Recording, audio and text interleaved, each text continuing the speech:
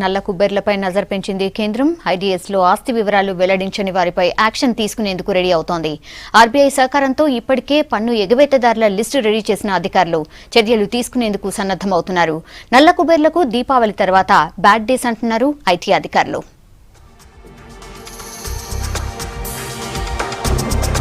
లెక్కకు చూపని ఆస్తులున్న వారిపై చర్యలకు రెడీ అవుతోంది కేంద్రం.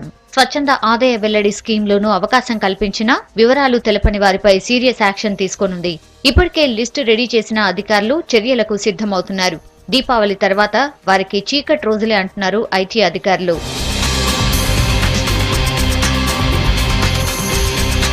దేశంలో దాదాపు 12,000 మంది నల్ల కుబేర్లు ఉన్నట్టు ఐటీ అధికారులు చెబుతున్నారు.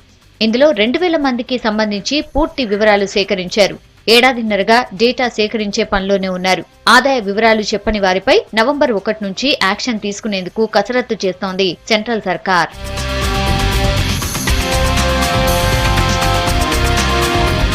విదేశాల్లో వ్యాపారాలు విస్తరించిన కొందరు పారిశ్రామికవేత్తలు పన్నుల్ని ఎగవేస్తున్నట్టు ఐటీ శాఖ గుర్తించింది.